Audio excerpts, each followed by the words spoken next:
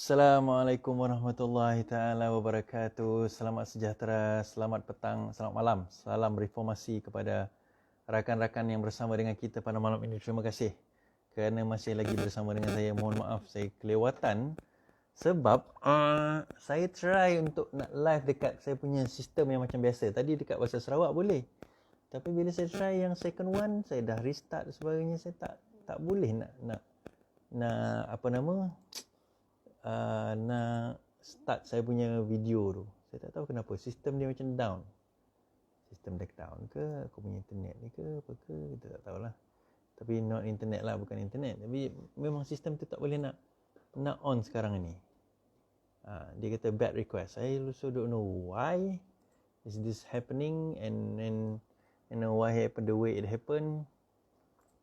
But it happened. So kita tak boleh nak kata apalah. So nak tak nak kita kena on jugalah pada malam ni, insyaAllah. Tak boleh lah nak tunjukkan apa yang saya nak tunjukkan tadi. Ada benda-benda yang kita boleh tunjukkan. I don't know what.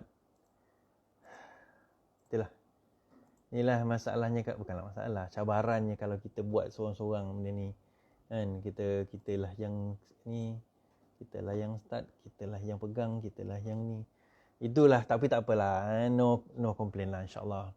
Salam reformasi LTL kepada rakan-rakan yang masih menonton kita daripada seluruh Malaysia, seluruh dunia sekarang ni. Terima kasih yang bertanya kepada saya yang ada live ke tidak malam ini, ada live ke tidak malam ini. Dia ada live. Saya kata dia ada live, tapi live saya ni saya terpaksa guna telefon, tak ada dalam YouTube, tak ada dalam Twitter, sebab kita tak boleh nak adakan dalam YouTube, dalam Twitter kerana kita tak sistem kita ada problem sekarang ni. Saya tengah nak cuba-cuba juga, tapi masih lagi tak boleh nak on. Jadi terpaksa saya onkan juga benda ni pada malam ini dengan menggunakan telefon lah. Telefon yang ada. Semoga saya kepada kawan-kawan yang menonton kita, teruskan share, teruskan like, teruskan sebarkan kepada rakan-rakan yang ada. Suara slow Suara okey ke? Slow ke? Saya pun tak tahu. Suara slow? Alamak. Sekejap. Saya nak kena offkan. Okey. Hello, 1, 2, 3. Suara okey ke? Suara macam mana? Suara. Macam-macam cabaran kita malam ni. Suara tak okey, suara slow, suara tak berapa live, suara tak ni. Kita dengar dulu. Tak dengar langsung ke suara? Macam mana saya tak dengar langsung suara ni? Suara macam mana? Korang kata okey. Kenapa aku tak dengar suara aku sendiri ni? Suara, hello, testing 1, 2, 3, testing 1, 2, 3. Ke saya punya sistem sekarang ni tengah tak apa-apa tengah apa gila. Okey, so berjaya tak berjaya, mampu ke tak mampu sekarang ni suara. Ui, laptop saya kena problem ke? Okey, tak apa, kita restart. Suara okey. Terima kasih yang terus menonton. Terima kasih Mikol Buau. Terima kasih Mikol, rakan saya yang sekarang berada di Asajaya. Audio semua suara okey. Terima kasih. Okey, so kita akan bercakap tentang darurat yang dikatakan. Sebenarnya isu darurat ni dah dibangkitkan lebih kurang 7 hari yang lepas. Dan pada masa itu saya dismiss je idea darurat ni. Sebab dalam jiwa raga saya pada masa itu saya kata, takkanlah sekejam itu Muhyiddin Yassin ni kan. Takkanlah Muhyiddin Yassin ni teruk sangat macam tu. Takkanlah Muhyiddin Yassin ni sanggup nak memperjudikan nasib rakyat kan, bila isu darurat ni dibangkitkan. Alamak. Itu yang kadang-kadang dia menjadi satu benda yang kita kata menyebabkan saya tak consider darurat sebagai salah satu halangan. Dan hari Isnin 2 minggu lepas, selepas saya berselah tu, saya menyatakan bahawa halangan-halangan yang akan diwujudkan, yang akan ada, antaranya adalah orang ketiga, iaitu akan ada nama lain, betul, Tengku Razali, akan ada isu liwat, isu pengampunan diraja, betul, kemudian akan ada, tapi satu yang saya tak take into consideration, kemungkinan akan ada darurat yang di-announcekan. Sebab masa tu saya fikir macam far-fetched sangat idea darurat ni sebenarnya. Sebab Bagi saya kalau kita bercakap tentang darurat ni, implikasi dia bukan setakat kepada politik, tetapi sebagai satu implikasi yang besar kepada seluruh rakyat daripada segi ekonomi, daripada segi pekerjaan dan sebagainya. Nah, kalau kita tengok daripada segi apa orang kata sejarahnya, daripada segi isu darurat, darurat yang pernah berlaku dalam sejarah Malaysia tu banyak. Antaranya adalah darurat tahun 1940-an masa perang sampai 60-an tu dah kita tahulah masa tu perang. Kemudian darurat yang selepas kemerdekaan tu antaranya 1964. Saya silap tadi, saya sebut 67. 64 konfrontasi antara Indonesia Malaysia. Masa itu pun perang. Kita pun tahu peperangan berlaku di seluruh negara pada waktu itu. Di mana Indonesia cuba membuat Indonesia Raya dan dia tak bersetuju dengan di mana ada pembentukan Malaysia pada waktu itu. Okey, itu pun kita faham. Tetapi kemudian berlaku satu peristiwa darurat yang agak pelik dan darurat itu berlangsung selama 40 tahun. Iaitu darurat 1969 di mana apabila berlaku riot 1969 di Kuala Lumpur, darurat itu berlaku di seluruh Malaysia. Di seluruh Malaysia pada waktu itu kan. Okey. Dia berlaku di seluruh Malaysia menyebabkan keadaan pada waktu itu menjadi satu apa orang kata bagi saya pelik lah, saya anggap pelik sebab apa yang daruratnya yang gaduhnya dekat Kuala Lumpur pada waktu itu di peristiwa 13 Mei 1969 yang berlaku gaduhnya di Kuala Lumpur tapi darurat seluruh Malaysia. Dan kemudian bila kita kaji bila ada Emergency Ordinance Act pada masa itu Emergency Essential and dia punya ordinance kepada darurat ini, dia berlangsung selama 40 tahun dan dibatalkan dan dimansuhkan pada tahun 2011. Rupanya ada cerita di sebalik mi pada waktu itu. Dan pada waktu itu kalau kita tengok apa yang berlaku adalah dalam keadaan itu Parlimen digantung selama 2 tahun. Dan pada waktu itu Parlimen digantung selama 2 tahun dan yang dilantik sebagai caretaker government pada waktu itu adalah Tun Abdul Razak. Tun Abdul Razak kemudian masa itu kabinet Tun Abdul Razak pada waktu itu, dan beliau dilantik menjadi Perdana Menteri yang jadi caretaker government dan melaksanakan undang-undang pada waktu itu. Jadi itu merupakan ada benda lah, ada sesuatu yang berlaku. So, kalau kita tengok daripada segi perlembagaan pula, apakah kuasa bidang agung yang membenarkan agung untuk mewujudkan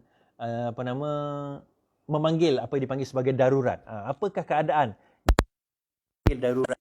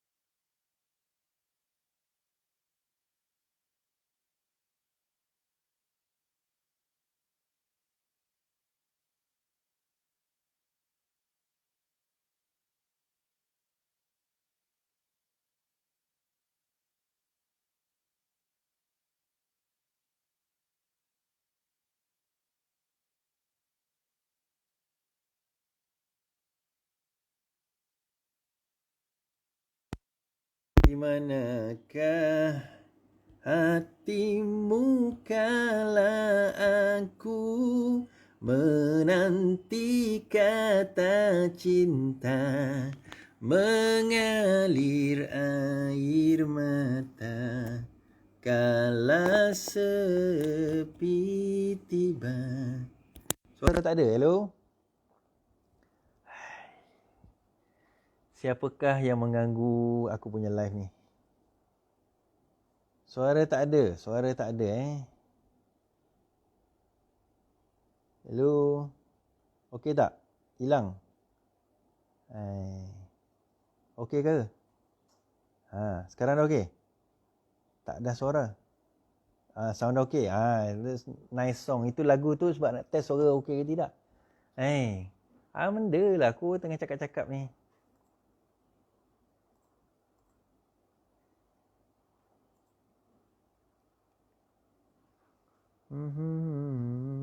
Okey, dah ada. Dah okey.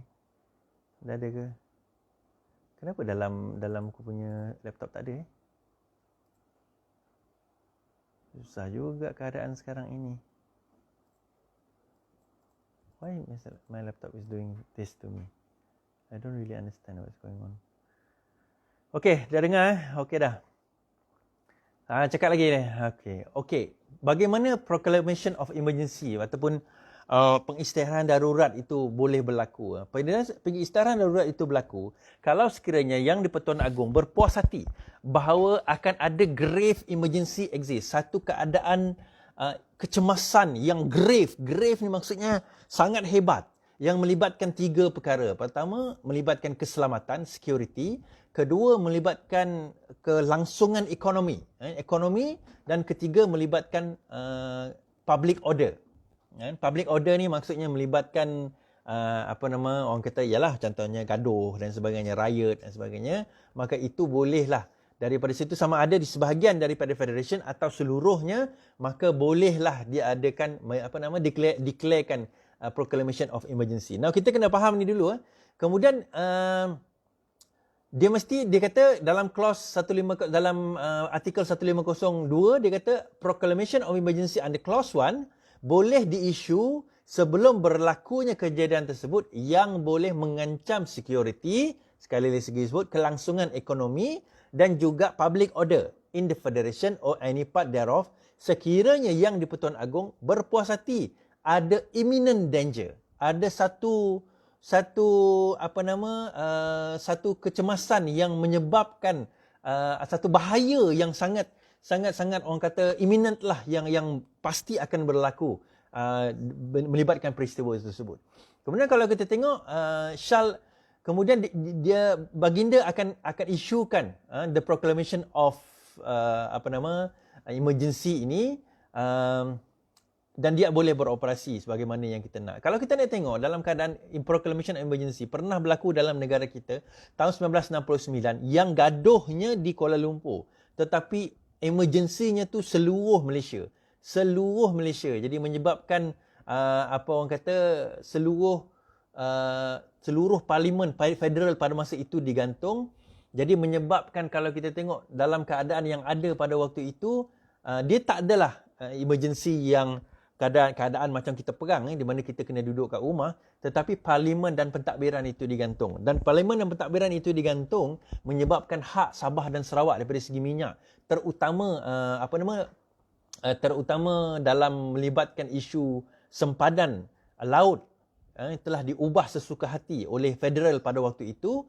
Dan juga setelah dia tamat pada tahun 2011, kalau kita ingat 1969 punya emergency itu 40 tahun. Emergency Ordinance itu bertahan sebelum dimansuhkan pada tahun 2011 oleh Najib Tun Razak, dan pada waktu itu Parlimen terus meluluskan satu undang-undang yang dinamakan Territorial Sea 2012. Jadi menarik pada waktu kalau kita tengok, sebenarnya itu atas tujuan utama tidak lain tidak bukan untuk nak mengambil saja minyak di Sabah dan Sarawak pada waktu itu. Bagi saya itu je tujuan utama. 13 Mei itu hanyalah satu alasan. 40 tahun, bayangkan emergency ordinance 40 tahun barulah diangkat. Cuma masa itu kita tak merasa sebab dia bukanlah darurat yang orang kata sampai kita kena duduk rumah dan sebagainya. Now, saya sebut tadi bahawa ada 3 faktor yang boleh menyebabkan darurat. Saya kata mengikut perlembagaan artikel 150, dia kata yang melibatkan security, keselamatan, yang melibatkan kelangsungan ekonomi dan juga public order. 3 benda saja dibenarkan untuk berlakunya darurat. Now, persoalan yang ada sekarang ini, kenapa perlu diadakan darurat? Kenapa perlu diadakan darurat, kita kata? Kita pernah ada darurat sebab jerebu. Ya, okeylah. Itu darurat sebab jerebu. Tetapi kenapa perlu diadakan darurat sekarang ini? Apa alasannya? Dia katakan political emergency atau darurat politik. Tidak ada istilah darurat politik dalam perlembagaan ataupun undang-undang. Tidak ada istilah perkara tersebut. Kenapa?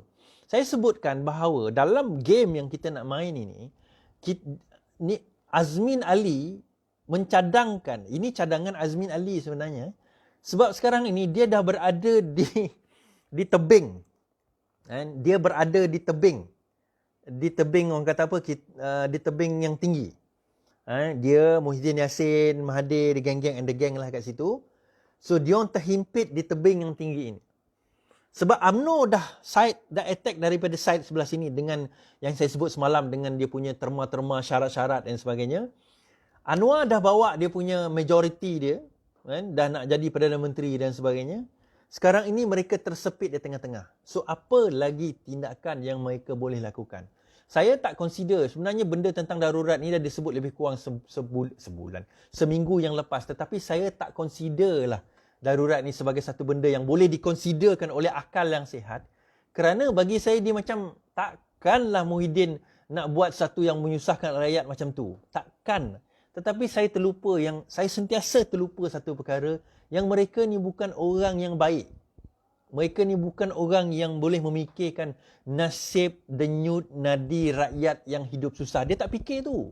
Kalau dia fikir benda tu, dia tak akan ambil kerajaan dengan cara yang tebuk atap, dengan cara yang sewaktu dengannya. Kita tak payah cerita pasal PAS lah. Kalau PAS ni orang yang benar-benar berpegang kepada prinsip Islam, dia orang tak akan bersetuju dengan kerajaan tebuk atap, kerajaan yang menindas, kerajaan yang menyusahkan rakyat. Dia orang takkan setuju. Tetapi kita tahu sekarang ini, PAS tidak lain tidak bukan adalah kerajaan yang sama je. Nak GPS. Sebut GPS pun, itu pun lebih kurang sama. 2x5, 5x2.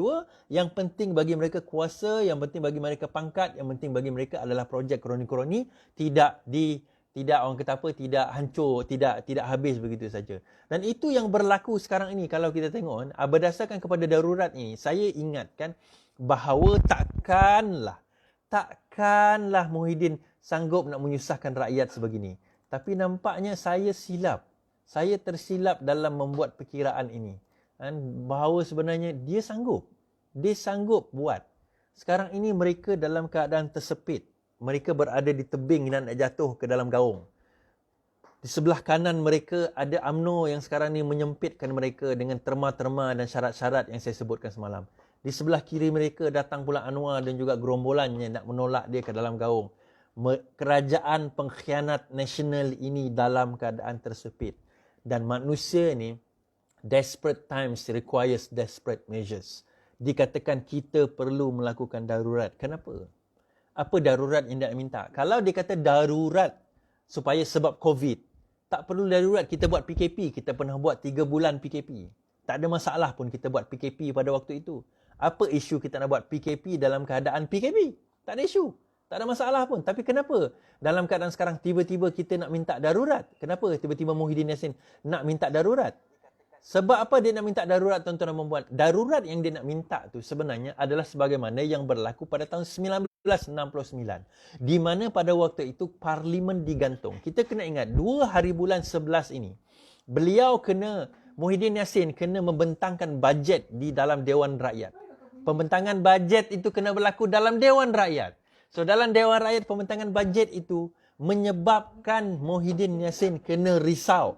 Adakah dia mempunyai majoriti untuk pembentangan bajet tersebut? Saya rasa majoriti itu akan ada orang menyokong beliau. Tetapi persoalannya, itu yang saya tak risau bajet tu. Yang saya nak bawa adalah isu berkenaan dengan undi tidak percaya. Muhyiddin Yassin, undi tidak percaya yang dibawa kepada beliau. Adakah benda ini akan dilaksanakan? Adakah benda ini akan dijalankan? Sebab itu saya kata, undi tidak percaya itu, ataupun undi percaya, whichever one you look at it, adalah satu benda yang sangat-sangat dikuatiri akan berlaku. Sebab, nak atau tidak, sekarang ini speaker Ad Harun sendiri tersepit juga. Sebab dia sendiri mengatakan bahawa no confidence, motion for no confidence, undi tidak percaya itu tidak memerlukan berdasarkan constitution, bukan constitution tetapi berdasarkan convention, tidak perlu kepada ikut turutan berdasarkan peraturan mesyuarat 14, tak perlu. Boleh didahulukan. Jadi kalau dalam keadaan itu 2015 disebut, maka dia kena dahulukan sekarang. So dia dalam keadaan tersepit. So menarik 2 hari bulan 11 ini untuk kita tengok satu persidangan parlimen di mana persidangan parlimen itu akan menjadi satu persidangan parlimen yang paling hangat pernah berlaku dalam sejarah kita. Saya menarik nak tengok persidangan parlimen tersebut. Dan juga sekarang ini dia tak boleh nak pergi ke mana. Syarat-syarat yang diutarakan oleh UMNO dia tak boleh nak tunaikan. Dan akhirnya UMNO terpaksa kata kita kena ceasefire. Political ceasefire. Kita kena genjatan senjata. Genjatan senjata UMNO tu asal tujuan dia adalah nak bagi Muhyiddin berfikir. Tapi tanpa disangka bahawa Muhyiddin nak declare darurat. UMNO bagi peluang kepada Muhyiddin supaya Muhyiddin, okeylah Muhyiddin, Yidin, kau fikir dulu apa yang kami cadangkan ini atau kau datang dengan counter offer. Lepas kejadian tersebut, terus dia buat emergency meeting, terus kalau kita tengok, dia pergi jumpa Agong untuk minta deklarasi. Dan Agong kata tak boleh buat deklarasi dahulu, melainkan baginda kena berjumpa dengan Majlis Raja-Raja untuk konsult dengan Majlis Raja-Raja. Dan saya percaya, kalau baginda konsult dengan AG, dengan Peguam Negara, Peguam Negara, tak tahulah kalau Peguam Negara ini pun jenis tak boleh nak pakai juga, akan menyatakan bahawa sekiranya emergency ini hanya boleh dilakukan sekiranya melibatkan security, keselamatan, melibatkan kelangsungan ekonomi, economic life ataupun public order. So kalau kita tengok apa benda yang berlaku public order sekarang ini, tidak ada. Nak kata Anwar kita buat demo dekat jalan, tak ada. Sebab itu kita tak buat demo dekat jalan. Satu sebab COVID lah. Kedua sebab kita tak nak berlaku acara darurat. Kita tak nak darurat itu berlaku. Even in fact 1998 pun tak pernah darurat itu berlaku walaupun kita buat demo banyak kali pada waktu itu zaman Mahathir. Jadi ini merupakan dia macam bagi saya dia ada satu langkah yang dia dah tak ada lagi option lain yang dia boleh nak gunakan dalam keadaan sekarang ni. Dia tak ada lagi option lain. Apa option lain yang boleh digunakan dalam keadaan sekarang melainkan option untuk dia nak declare darurat. Dia kita tanya soalan hari itu. Kita salah tanya. Adakah Anwar ada majoriti? Salah soalan kita, saya kata. Yang patut kita tanya, adakah majoriti pada Muhyiddin itu ada? Dan bukti dia hari ini, jawapan kita pada persoalan, ada ke tak majoriti Yidin itu telah terjawab apabila Muhyiddin Yassin meminta diadakan darurat. Digantung parlimen dan dilantik menteri, Perdana Menteri interim. Atau caretaker, dia bukan interim, caretaker Prime Minister.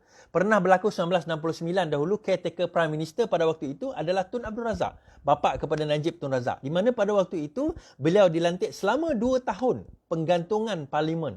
Sementara itu sebelum pilihan raya, kemudian selepas pilihan raya, kemudian seterusnya sehinggalah parlimen itu datang balik pada tahun 1971. Dibuat pada tahun 1971. So itu kemungkinan antara benda yang nak di-request oleh Azmin dan juga oleh Muhyiddin Yassin. Kita sekarang ini minta supaya parlimen digantung dan bila parlimen digantung, dilantik caretaker Prime Minister. Who's the caretaker Prime Minister?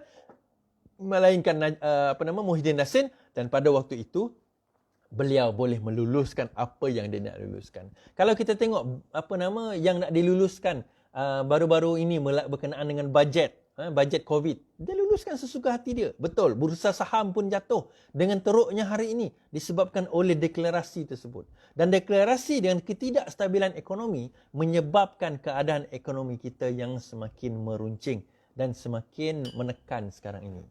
Tiba-tiba pula ada juga satu partner ni, siapa tah, seorang ni dia kata dia tak tahu ada perbincangan dengan UMNO pula. PKR buat bincangan UMNO, dia tak tahu. Come on lah, nak menipu tu agak-agak lah. Alahai. Kalau nak menipu tu agak-agak, tu je. Okay? So tak payahlah nak menipu kalau kau tak tahu bincangan UMNO padahal kau sendiri yang setuju. Okay? Kemudian kita kata, boleh tak parlimen itu dijalankan? Katakanlah. Darurat itu dilakukan juga. Katalah berlaku juga. Esok ke lusa kita tahu deklarasi darurat itu berlaku. Deklarasi darurat itu boleh berlaku dan parlimen boleh berlangsung macam biasa. Tak ada masalah pun sebenarnya walaupun dengan darurat itu berlaku kalau sekiranya parlimen tidak digantung.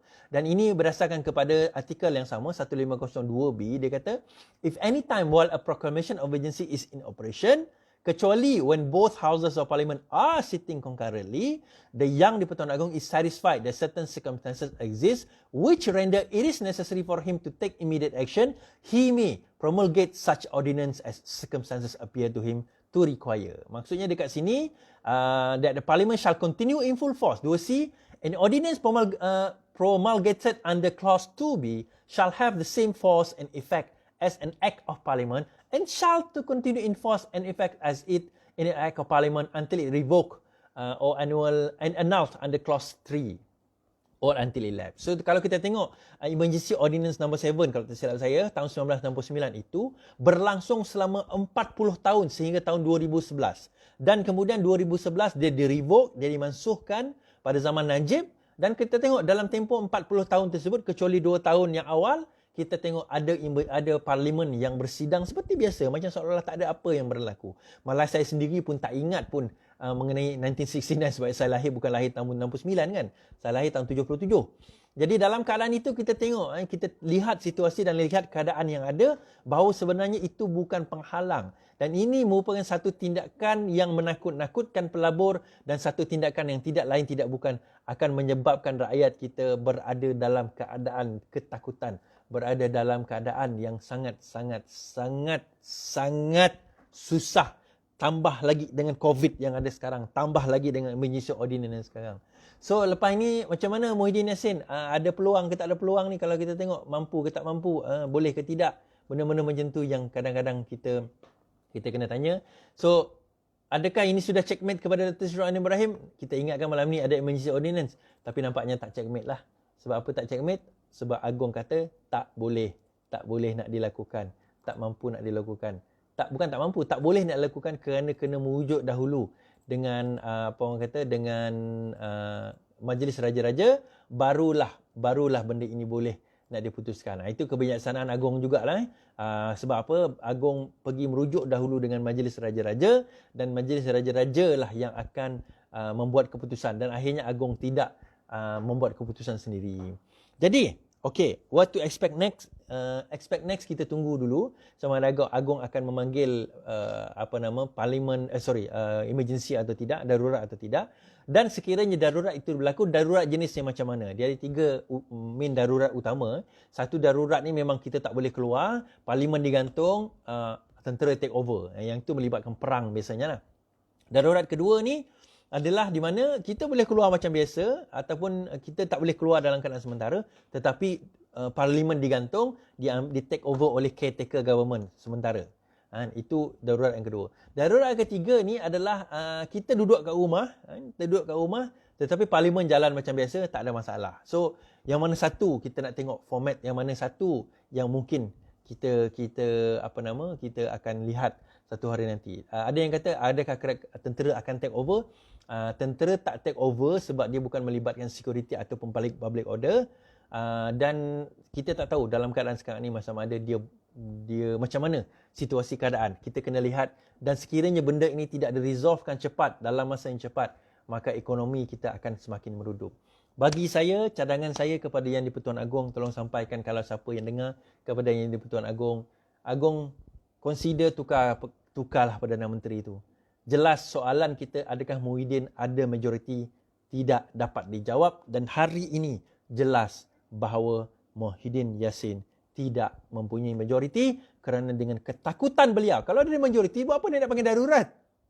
Kerana ketakutan dan juga keketaran beliau. Ketaknya dia dengan Azmin Ali, maka terus nak berjumpa Agong, minta darurat, buat emergency. Yang turun hari itu seorang daripada GPS, saya nampak Fadilah. Kemudian seorang daripada UMNO, Ismail Sabri. Seorang daripada PAS, Taqiyuddin. Yang lain tu semua daripada Bersatu. Kita tengok macam mana, insyaAllah. So, bagi saya, yes, Muhyiddin Yassin is insulting the nation. Muhyiddin Yassin is insulting our intelligence. And Muhyiddin Yassin dalam keadaan penakut, takut, bacol, #Raja Kecut. Begitulah dia, Muhyiddin Yassin. Dan Raja Kecut Azmin Ali. Sekian daripada saya. Kita jumpa lagi insyaAllah pada malam esok. Kita tunggu apa yang akan berlaku. Selamat malam, selamat beristirahat. Lawan, tetap lawan. Assalamualaikum.